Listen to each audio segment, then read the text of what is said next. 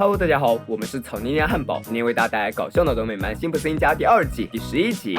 正是一天的清晨，辛巴像往常一样食欲旺盛，盯着微波炉里的肉饼开始倒计时。星期4肉饼夜，星期5猪排夜，一成不变的晚饭已经让辛小妹感到厌倦，她迫切想尝试一些新的食物。辛妈觉得女儿的意见很有参考价值，向丈夫提议明晚上去吃寿司，但是辛爸坚决的拒绝了。对她这样不挑食的人来说，在家吃猪排饭没有什么不好的。辛小妹被妈妈勾起了兴趣，不依不饶，一心就想去吃寿司。辛爸最终还是没能挨过她一遍遍的哀求。4日，一家人来到了日本料理店，服务生为他们介绍了一下店里的娱乐地点，就带他们来到了一个小包间。点好菜之后，侍者很快就端了上来。辛爸看着眼前这些有点超出他认知的食物，捏着鼻子闭着眼睛，拿了一块塞嘴里，真香！果然，谁都逃不过伟大哲学家王敬泽的真香定律。辛爸一块接着一块，不停地往嘴里送。唱歌的地方已经不像他们刚进来时那样冷清，已经有人开始唱歌了。孩子们也早就离开了饭桌，去舞台上大显身手。只有辛妈还陪着丈夫大吃特吃。辛爸彻底被日本美食征服了，他把菜单上没吃过的都点了一遍。菜单上的绝大部分美食都进了辛爸的肚子，但他还是没有尽兴。突然眼前一亮，发现一个没吃过的东西——河豚。他要吃这个。侍者刚想说话，就被辛爸粗鲁的打断了。不管你说什么，我都要吃这个。侍者来到厨房交代厨师，好巧不巧，厨房里的老师傅有事走了，只留下小徒弟在厨房里。听到客人说要吃河豚，吓得连连摇头。这样剧毒的食物，稍稍切错就会让食用的人性命不保。侍者也知道，但是客人要吃，那就给他做吧。小徒弟不敢擅自动刀，跑到外面去请师傅。谁知道师傅还在跟小姐姐亲热，根本不想听徒弟的话。无奈的小徒弟只好自己去处理河豚。他认真的拿着书，对着河豚比划，这么切，再这么切。正在专心研究小徒弟，忽然听见辛巴大喝一声：“我要河豚！”吓得小徒弟差点刀都扔了，最终还是给辛巴送上来了。辛巴之后连连夸赞人间绝味。情场得意的老师傅归来，看到厨房废弃的河豚残片，不禁大惊失色，慌忙跑过去询问侍者和徒弟。三人一起去找辛巴，看到他眼前空空如也的盒子，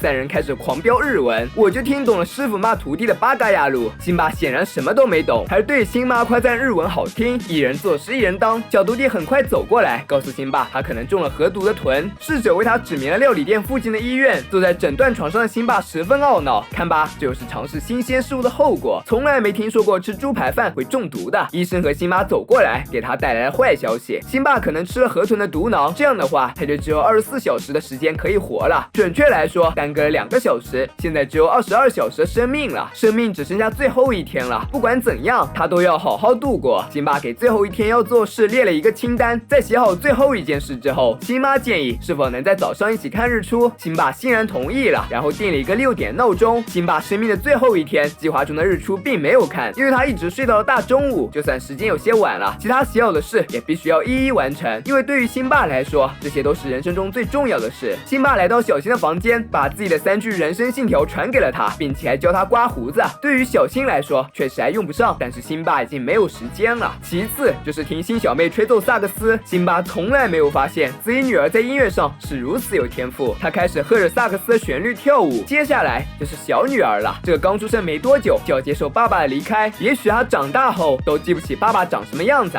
所以辛巴为他小女儿录了一段录像带，以便她能够知道自己的父亲是怎么样的人。家里的孩子都有了辛巴的陪伴，接下来应该好好陪陪自己的父亲。辛巴来到父亲的家中，满含热烈的表达自己对他的爱，父亲也深受感动的抱住了儿子，这也是清单上的一项，他已经完成了，现在必须要走了，因为上面还有很多事情等待着他。可辛爷爷却不愿意自己儿子离开，好不容易和儿子建立了如此亲密的关系，这位孤独的老人希望儿子能多陪陪自己。辛巴虽然想走，可是看着眼睛里满含泪水的老爸，还是把话咽了回去。父子俩一起钓鱼、打球、摔跤，度过了一段十分愉快的时光。辛巴必须得走了，他已经没有剩多少时间了，越想赶时间，老天就越不会让你如意。辛巴的车速太快，被警察叫停了。原本想给了钱了事，可警察像是故意与他作对，偏偏把他关了起来。待在牢房里的辛巴被允许给一个人打电话。思考了一会儿，他决定打电话给好朋友巴尼。如果不是辛爷爷那里待了太久，他们们本该是要一起去喝酒的，所幸巴尼的家就在辛巴待的牢房对面，为他节省了不少时间。辛巴连忙让巴尼拿50块钱来保释自己。此时，辛巴和孩子们正等待着辛巴回来吃晚饭，他们都穿着十分正式，桌上摆好了蜡烛，放着上好的瓷器，可辛巴却迟迟没有回来。巴尼东拼西凑，终于凑了近50块钱，也知道了关于辛巴最后一天的事情，不由分说要他陪自己喝啤酒。辛巴不能拒绝老友的请求，他们一起来到了老谋子酒吧。辛巴本想给家里打个电话，谁知调皮的小新也正在老谋子酒吧打电话，导致电话一直忙线。好吧，那就好好享受最后和朋友在一起的时光吧。辛巴亲吻了在场的每一个人，在生命的最后一刻，他愿意把所有人都当做自己的朋友。猛然间抬头，辛巴看到了墙上的时间，已经很晚了，他必须回家了。无奈巴尼的车坏掉了，但是辛巴已经不想再等了，他直接跑回了家。辛妈正在家里苦苦想念着辛巴，思考着他到底去了哪里。就看见辛巴在敲打着窗户，在亲吻了3个孩子之后，辛巴拉着辛妈上了楼，2个人并坐在床上。辛妈念着自己给丈夫的诗，虽然辛巴刚开始并不感冒，但是听到最后2句还是令他动容了。我将永远爱你，我唯一的爱，所有的爱。辛妈睡后，辛巴却怎么也睡不着，他亲吻过熟睡中的孩子，给予了自己给他们的祝福，然后拿起了圣经录音带，独自坐在沙发上等待着死亡的降临。天空已经微微有些亮了，辛妈睡后发现身边人不见了，最终他在沙发上看见了双眼紧闭的辛巴，他感到无比的伤心，悲伤的情绪还没有完全的发泄出来。他看到了辛巴嘴角的口水，咦，还是热的。辛妈兴奋的朝辛巴大喊：“你还活着！”辛巴也为生命的继续感到兴奋至极，他决定每天都要充实的度过。当然，这绝对只是说说而已，因为他又开始了吃了睡，睡了吃的生活。这已经是一个很老的话题了。如果你的生命只剩下最后一天，你会怎么度过？但这也是一个常谈常新的话题。生命的意义到底是什么？也许我们在人生才刚刚开始，还有大把时间的时候，并不会真正知道，或者说觉得有钱有权吃喝玩乐就是人生的目的，就是生命的意义。可是当我们的人生只剩下最后一天，或许会发现家人和朋友才是我们人生最重要的东西。辛巴在他的列表里列了很多事，有些事比如飞华翔逸都被他舍弃了，可是还有很多事情他没有舍弃，就算时间不够，他仍然愿意去陪伴自己的父亲和自己的朋友喝一杯。那些真正无法舍弃的东西才是生命的意义所在。